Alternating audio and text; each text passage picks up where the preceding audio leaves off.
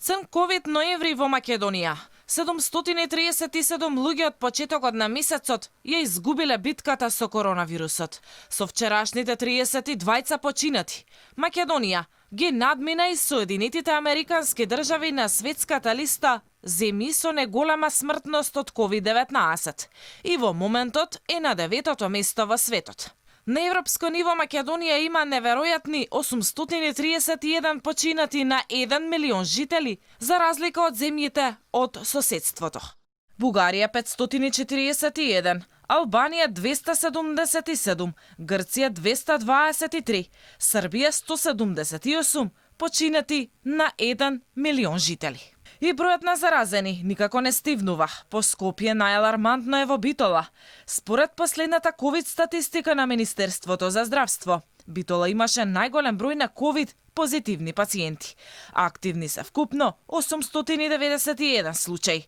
Лошата епидемиолошка крива го натера општинскиот кризен штаб да побара од владата построги рестриктивни мерки. Барење за карантини има и Прилепчани.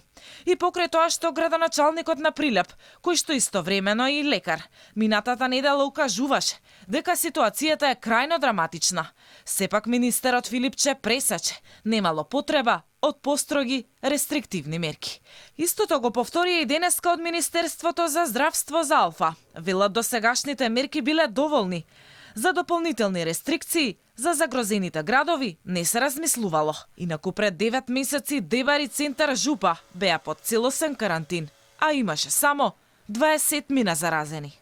За сите останати градови низ државата, заклучокот на Комисијата за заразни болести е дека нема потреба од воведување на нови или дополнителни мерки. Рестриктивните мерки во Дебар беа на почетокот на пандемијата, кога имавме локална и ограничена трансмисија на еден регион во државата и во тие услови тие мерки дадоа резултат.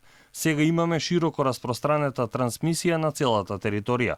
Дека состојбата е излезена од контрола во Битола и се потребни поригорозни мерки, алармира и епидемиологот доктор Тони Коњановски.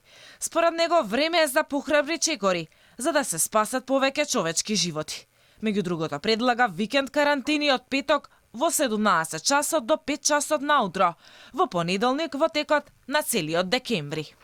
Прашањето кое останува е дали инсистирањето дека рестриктивните мерки даваат резултати, а бројките не одат во полза на ова тврдење на здравствените власти, може да чинат уште поголем број на загубени човечки животи.